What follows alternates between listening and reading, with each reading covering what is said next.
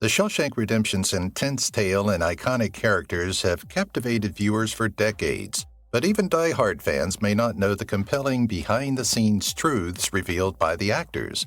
Tim Robbins' unanticipated problems during the rain-soaked escape sequence and Morgan Freeman's surprise off-screen mentorship of young performers make the story as captivating as the picture.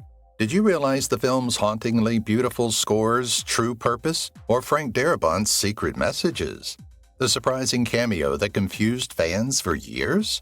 Join us as we explore these fascinating facts and more to illuminate one of cinema's greatest masterpieces with insights from the artists who brought Shawshank to life.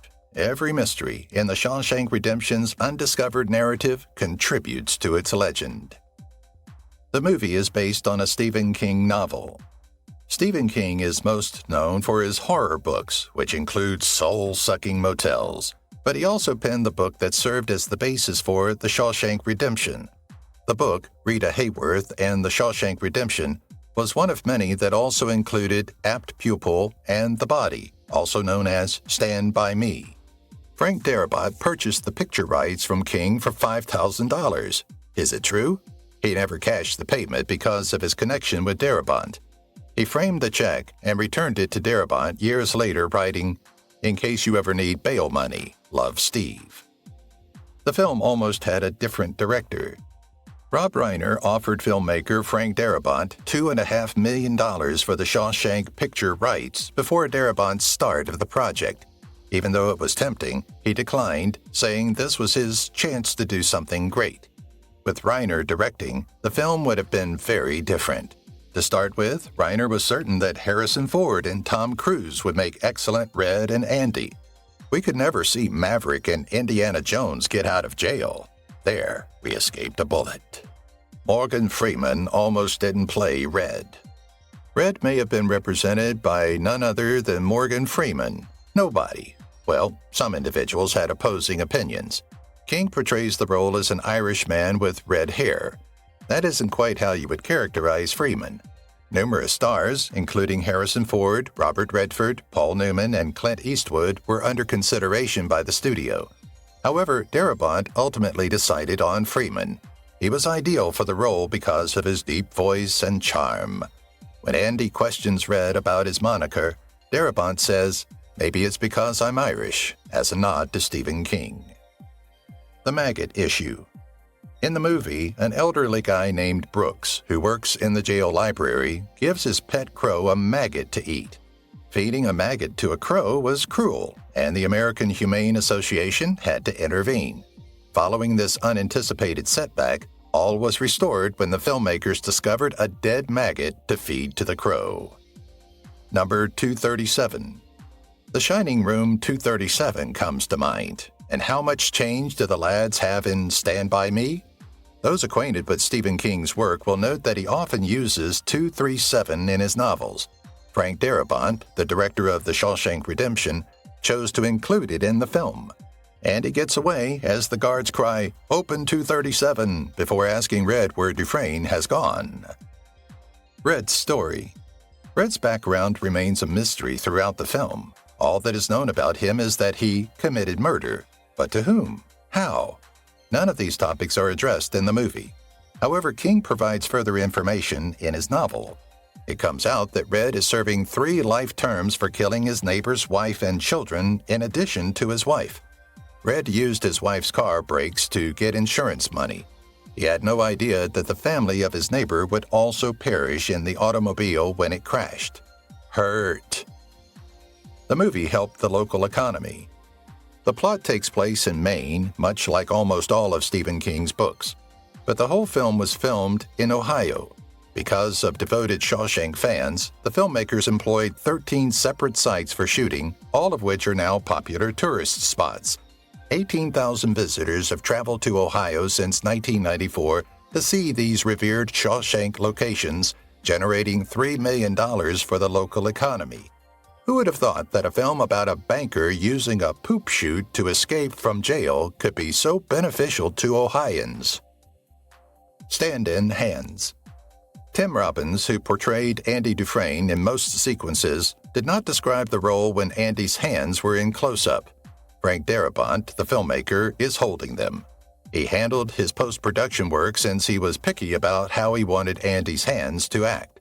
Thus, it's Darabont whether Andy's hands load the gun in the opening scene or etch his name on the wall of his cell.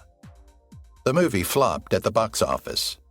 The film, The Shawshank Redemption, was a box office failure until it became a masterpiece.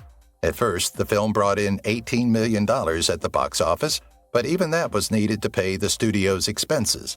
However, despite earning an additional $10 million after receiving many Oscar nominations, the film was still a failure. The movie gained popularity only when 320,000 rental copies were distributed nationwide by Warner Home Video.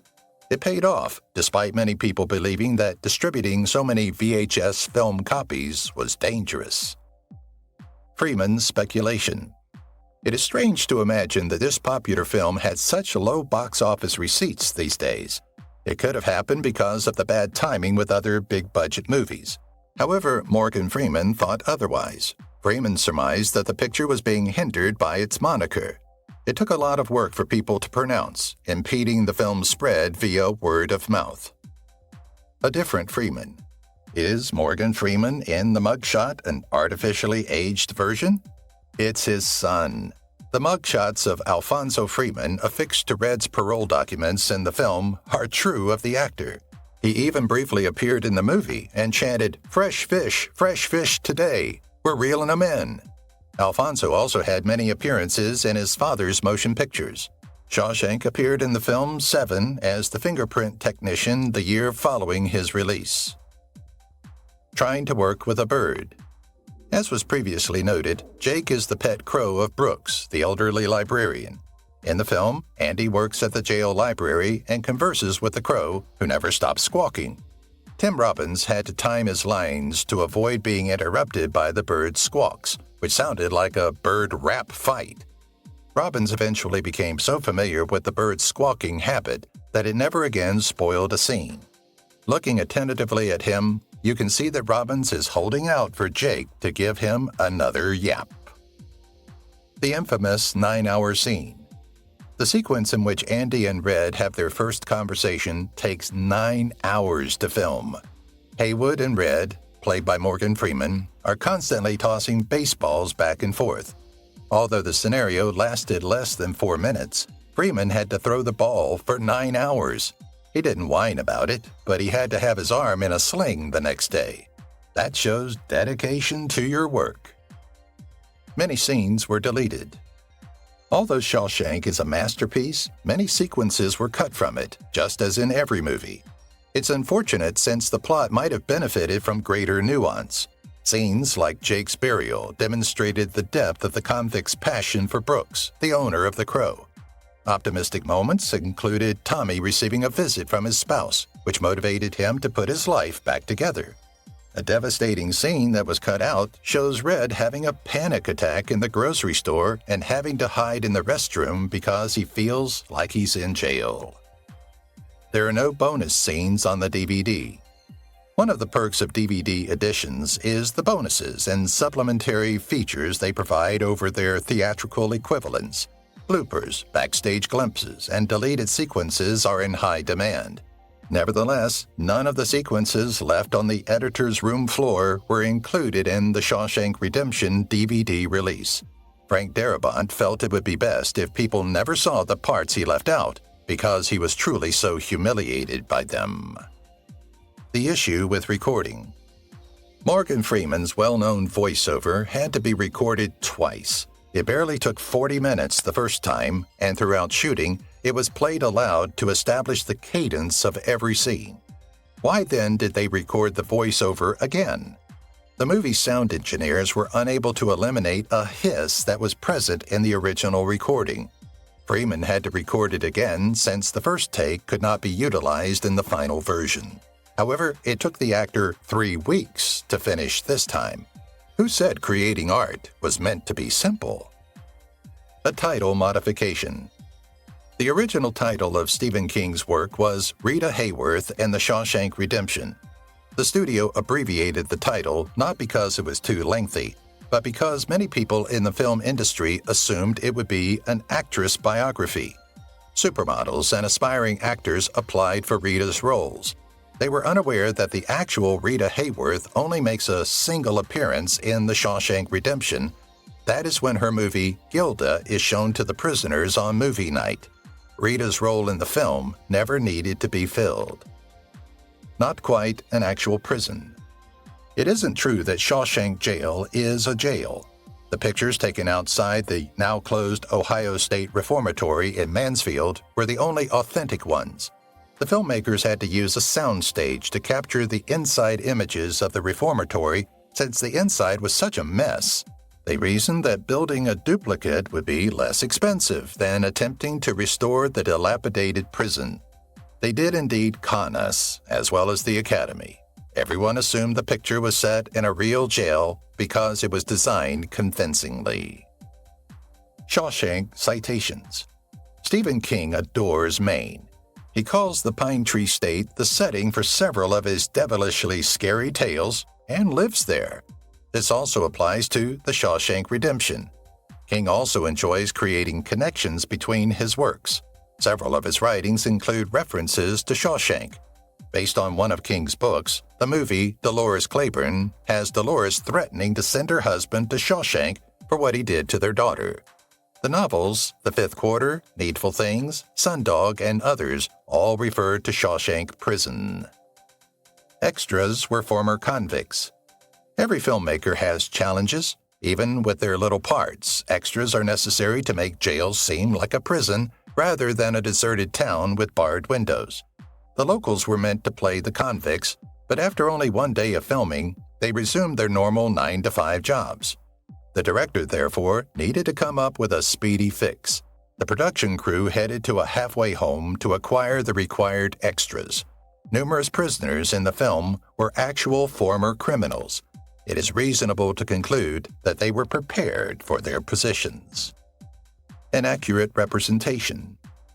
Real correctional guards contacted Captain Hadley actor Clancy Brown to assist him in portraying the character as realistically as possible. Brown turned them all down because he didn't want to tarnish the reputation of actual jail personnel. Brown understood he had to fully commit to the villainous elements of the role to represent Captain Hadley. Because of his outstanding performance, Captain Hadley remains one of the most vile movie villains ever created. False sewage. In the film's finale, Andy breaks out of jail by burrowing a hole in his cell wall and going via the sewers. He gets up to his elbows in his fellow prisoners' excrement, as you would imagine. Fear not, the feces was fake.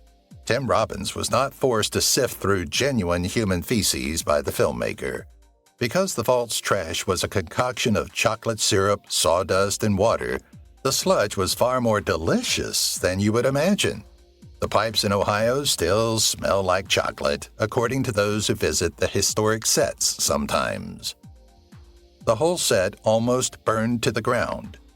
The cell block set of Shawshank Prison was constructed entirely by hand, with plastic sheets covering windows and lighting to create the illusion of daylight.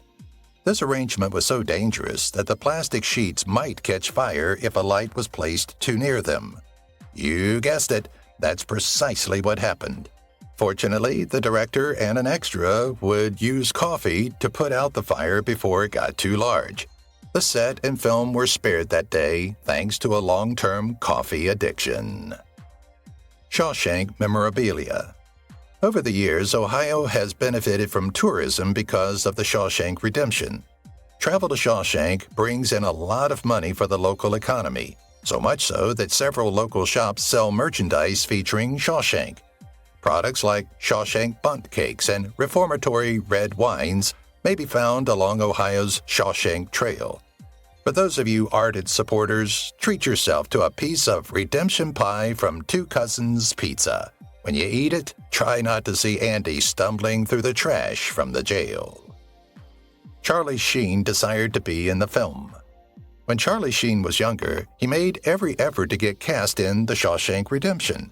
I'll do this movie for expletive scale, which refers to the minimal salary for performers of his quality at the time, was his actual offer of the lowest feasible compensation. Sheen further volunteered to play Red in a 30-minute test reel. Maybe he needed to give it more thought. Sheen was far too young in 1994 to have portrayed Red in the Two and a Half Men era. In any case, the studio ultimately selected Tim Robbins and Morgan Freeman. Praise be. Not receiving an Academy Award. Despite the movie receiving 7 Academy Award nominations, Terrence Marsh has yet to receive a nomination for production design. Oddly, despite having previously won 2 Oscars for art direction in the 1960s, he was overlooked. Frank Darabont, the filmmaker, said that Marsh's jail set was so lifelike that nobody could have possibly mistaken it for anything other than a soundstage. I apologize, Terrence.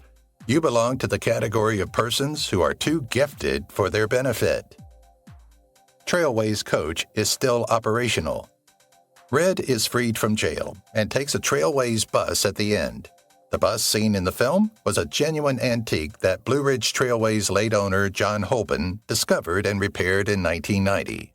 The actual bus is a 1960-built GM PD 4104 given to the Carolina Scenic Trailways. Capital Trailways, located in Montgomery, Alabama, is the bus's current owner. You can see the Ohio bus route, but only a few fortunate individuals were allowed to board it. An unexpected name. Strange coincidences may be seen in many great films. Deckens, the first jail guard to approach Andy Dufresne for financial assistance, is named after the film's cinematographer and Oscar winner Roger Deakins. We are aware of what you think. The filmmaker did it in an intentional homage to Deakins with an A. Not really, however. In the Stephen King book that served as the basis for the film, Deakins, sans the A, was previously mentioned. Is it just a wild coincidence, or what? Andy ignored a minor aspect. He informs the DA during Andy's trial at the start of the movie that he fell into the river with his gun. That is the worst decision the character could have made. Yet the narrative wouldn't have been as amazing if it hadn't worked out so well. Andy would have been innocent if his pistol had passed a ballistics test. His supposed victims were killed, more specifically, Elmo Batch's pistol. An alternative resolution. Andy and Red's reconciliation after the movie was something that Frank Darabont did not want to depict. It seems he intended for the climactic sequence to see Red boarding the bus and leaving into the sunset, possibly towards the field that Andy had mentioned throughout the film. On the other hand, the executives of Castle Rock believed that a happy ending would appeal to the public. Our resolution was a compromise. We witnessed the two getting back together on a beach from a distance. Changing the scene of the filming. As previously said, the film concludes with Red and Andy reuniting in 1966 on a beach in Zihuatanejo, Mexico. When the movie was filmed, 28 years after Zihuatanejo had just been a sleepy fishing hamlet, it was a thriving tourist attraction rather than the desolate paradise it seems in the movie. The Shawshank Redemption ends on a beach that is, in fact, in the Virgin Islands. The well-known rock wall. Andy handcrafted the rock wall, where he gave money and instructions to Red. The art crew constructed it many months before shooting to make it seem authentic and left it outside in the weather. Before filming, it required to have a weathered appearance. The wall remained in place for a few years until the landowner, a farmer, decided to sell it on eBay. Although lightning damaged it in 2011, the tree is still standing.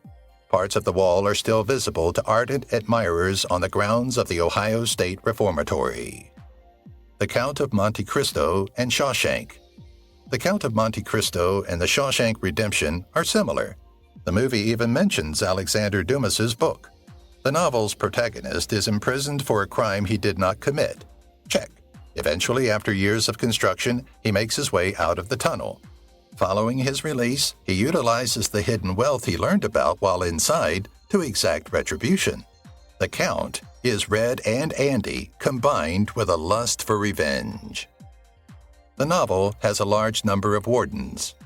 The book has many wardens throughout Andy's incarceration, one way the movie and Stephen King's novella diverge.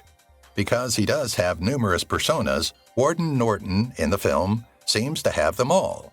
One day, Andy receives kindness from Norton, including the ability to write letters and use the library. On the other hand, he acts like a completely different person and treats Andy badly. The literature's nice and wicked wardens were combined into one almost insane figure called Warden Norton. A brief overview of the Miranda rights. The novel concludes in 1966 when the Supreme Court heard the historic Miranda v. Arizona decision. Every defendant has the right to be made aware of their rights at the time of their arrest as of that year.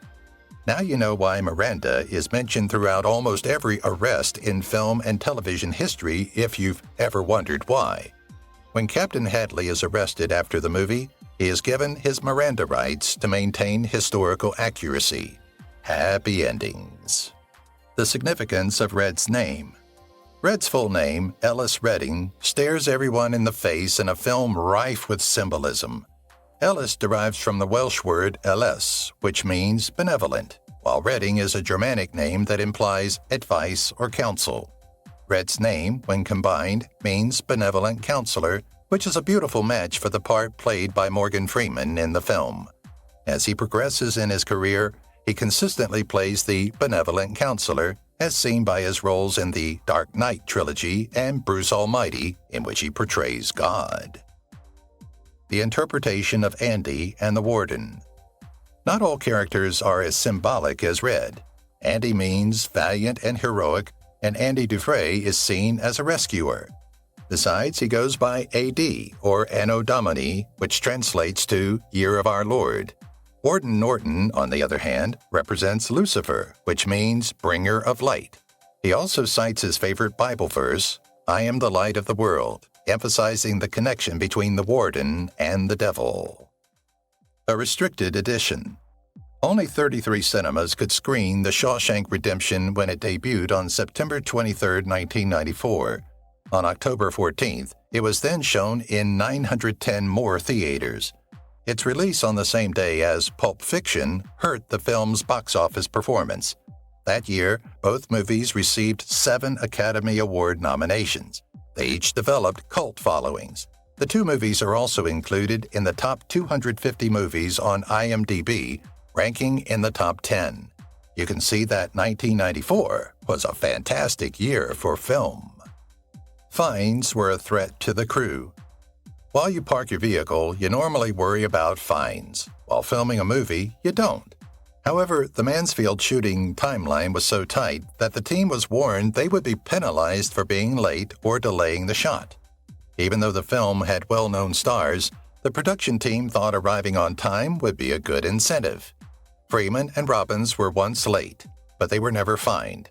Mansfield's filming was completed ahead of time. Tension existed on the set. No rainbows and unicorns were in set life, just like in jail. Morgan Freeman described the atmosphere as extreme tension from ongoing arguments between the director, producers, and performers. In an interview with Entertainment Weekly, Freeman described the ambiance as very strange. Oops, it doesn't follow that the performers are best friends in real life, even if they all had excellent chemistry on film.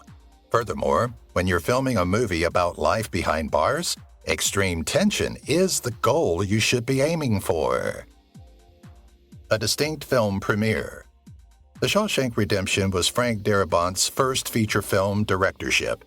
His first was slated to be a horror movie like Child's Play, but Darabont wasn't excited about the prospect, fearing it would damage his career. He made the bold decision to adapt Stephen King's book.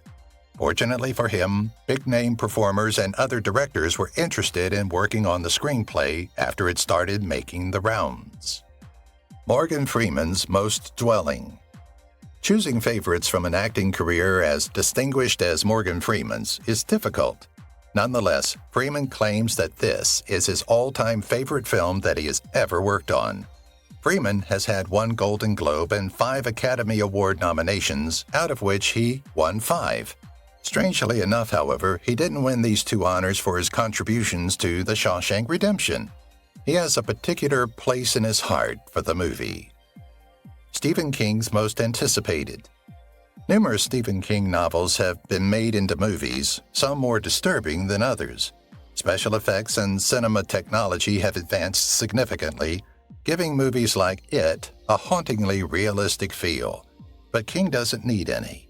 The Shawshank Redemption is reportedly one of Stephen King's favorite cinematic adaptations of his writing. Getting ideas. Goodfellas was one of Frank Darabont's main influences while the movie was shot. He watched it once a week every Sunday and eventually utilized some of its content. His usage of voiceover narration and his method of illustrating the passage of time are two features he used. The crime of Brooks. Even though Brooks is charged with a serious felony, the movie never makes the offense obvious. The killing of his wife and children is the alleged crime he committed. He claimed to have done it in an intense fit of rage after a string of defeats in poker. Not one Oscar for You. The movie received 42 nominations altogether, which is rather remarkable considering how poorly it did when it initially came out. Even still, the most sought-after nominations were never followed by victories. We are discussing the Academy Awards and the Golden Globes. Despite having 2 Golden Globe and 7 Oscar nominations, the movie never won any prestigious awards. Internet notoriety. When the movie was first released in the mid-1990s, not everyone had access to the internet, much less carried it in their back pocket. Despite this, it continued to gain enormous internet popularity. The world's most prominent movie and television database, IMDb, has officially surpassed 2 million votes for the film The Shawshank Redemption. Developing into Andy. Tim Robbins realized he would have to put in a lot of effort to walk a mile in the shoes of a prisoner. Robbins spent time in isolation to prepare for this position and adopt Andy's attitude. We applaud his dedication, even if he had no warden to micromanage him and entered jail voluntarily. King's source of inspiration. Stephen King's disturbing corpus of work is well known. He addresses subjects that are, to put it mildly, uncomfortable most of the time. Upon examining some of his most famous pieces, such as Cujo, It, and The Shining, one may ask where he finds disturbing inspiration in them. Regarding Shawshank, King assembled it largely on his childhood memories of seeing old prison movies. However, we cannot confirm where his creations drew inspiration from. An unexpected admirer. Despite not having a role in the movie, actress Raquel Welch made a significant cameo. Everyone in the fictional jail of 1,000,000 years BC loved her picture on the poster. Welch was a huge admirer of The Shawshank Redemption, even if she no longer wore the dinosaur bikini seen on the poster. The Song of the Stars. Canzonetta Sol Aria is the background theme in the scene when Andy is cranking up the volume on a piece of classical music. It is a Mozart composition from The Marriage of Figaro, for those unaware. At first, Robbins intended the music to play in the background, but he had another idea. He suggested that Andy crank up the volume and get more notice. Recalling Alan Green. For those who watched through the credits, The Shawshank Redemption is dedicated to Alan Green. Who is this guy? We appreciate you asking. In addition to being Darabont's agent, Green was a close friend. Regretfully, Green died of problems related to AIDS not long before the movie was finished. Darabont's tribute to Green was the dedication. An audition that could change your life. Frank Medrano portrays Fat Ass, the Shawshank prisoner who is beaten to death. Actor Jon Favreau was among the first applicants for the role, but was not selected. In an interview with Empire magazine, he described the audition as the worst he had ever had. He doesn't seem to regret the experience, since it motivated him to adopt a healthy lifestyle and reduce weight. The Friendship. There will inevitably be at least one love connection in a modern movie. On the other hand, The Shawshank Redemption isn't that romantic. However, it does not negate the existence of a love tale. Tim Robbins recently said that one of the best things about the movie is that it features a non-sexual love tale between two guys, a real friendship in all its splendor. TNT paid little for the movie. The Shawshank Redemption opened at a very low box office, which allowed TNT to purchase television rights at an absurdly low price. When the movie became successful, the network could demand high advertising prices, even if it was shown at a modest cost, indicating that it makes a lot of money by showing it often. Red refused to smoke. Cigarettes are exactly as ubiquitous in jails as they were in Shawshank. We witnessed Red trafficking in cigarettes or even simply having them in his possession in several situations. Interestingly, however, he is never really seen puffing on a cigarette. Image selection. Besides the iconic posters, there were a few additional photographs on the walls of Andy's cell. You would be mistaken to assume that a set designer or art director would have placed them there.